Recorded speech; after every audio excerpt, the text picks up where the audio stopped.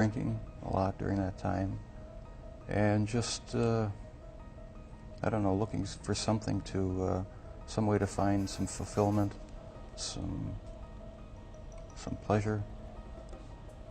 And I acted on my fantasies, and that's where everything went wrong.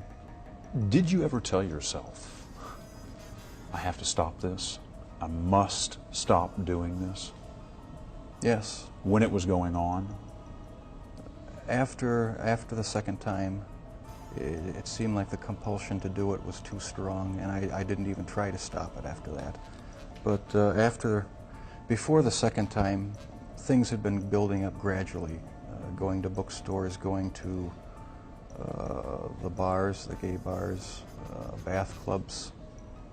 When that wasn't enough, buying sleeping pills and using it on various guys in the bath clubs. It just escalated slowly but surely. And after the second time, which was not planned, it was out of control. It felt like it was out of control. Were you relieved to be arrested?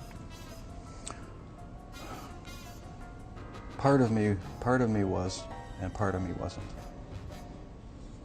Explain. I don't know. It's like I don't believe I have a split personality, but you know the feeling where you're sort of glad about something, but on the other hand you're not. That's how it was. It was a relief not to have to keep such a gigantic secret that I had kept for so many years. And once I saw that I had no choice but to face it, I decided to face it head on and make a full confession. So I am glad that the secrets are gone. And all I know is that I wanted to see what the insides of these animals looked like. There may have been some violence involved, some underlying subconscious feelings of violence. It was a compulsion. Became a compulsion. What would you do with the dead animals, Jeff? Take them back in the woods, skin them sometimes, slit them all the way open. Look at the organs, feel them. Can you describe what you were thinking? It was just mystifying to me how the insides of the animal looked. There was a sort of general excitement for me. I don't know why. It was exciting to see. My name is Rita Isbell, and I'm the oldest sister of Errol Lindsay. Whatever your name is, Satan, I'm mad. This is how you act when you are out of control. I don't want to ever see my mother have to go through this again. Never, Jeffrey. Jeffrey, I hate you, mother. I hate you. This is out of control. Don't Jeffrey, I kill you. Look at me, mother. I can kill you. Punch him, Ray, fast. I can kill you. You don't have to put.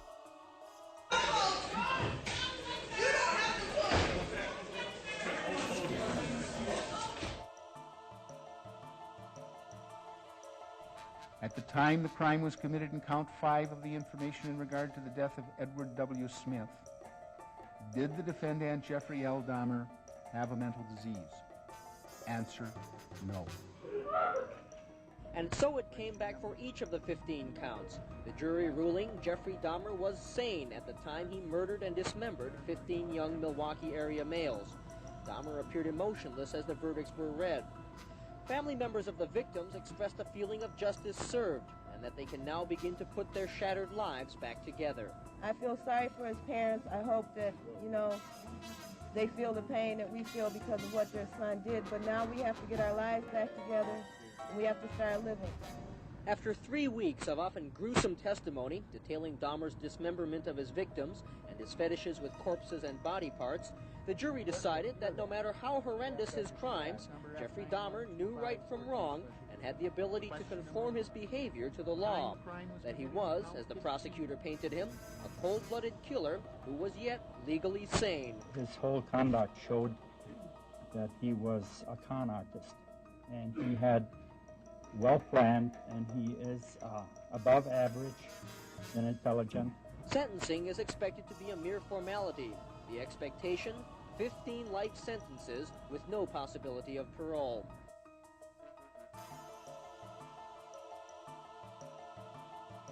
In Wisconsin today, Jeffrey Dahmer died. He was murdered in the prison where he was sent in 1991 for murdering 17 men and boys. In 1991, the revelation that he had eaten or otherwise defiled some of his victims revolted the nation. His death may not be as shocking. Here's ABC's Aaron Hayes. Jeffrey Dahmer met his death this morning while working as a janitor, cleaning a prison bathroom.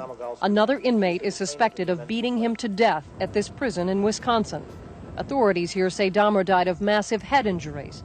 A second inmate injured in the attack is in critical condition. What was found at the scene was a bloody broom handle. That's all I know.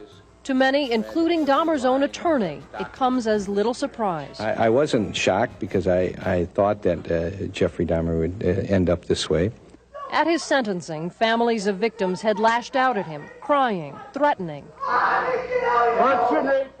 Many today said even his death brings little consolation. The hurt is worse now because he's not suffering like we are.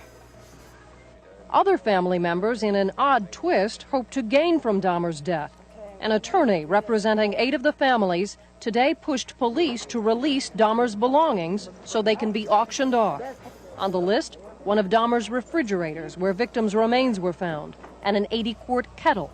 The families hope to make at least $100,000 from the sale. We don't consider that there's been closure on the Dahmer chapter episode as far as the victim families are concerned until there's compensation.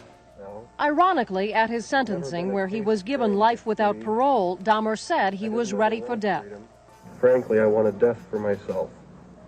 I know my time in prison will be terrible, but I deserve whatever I get because of what I have done. Jeffrey Dahmer had served just over 2 years in prison. Aaron Hayes, ABC News.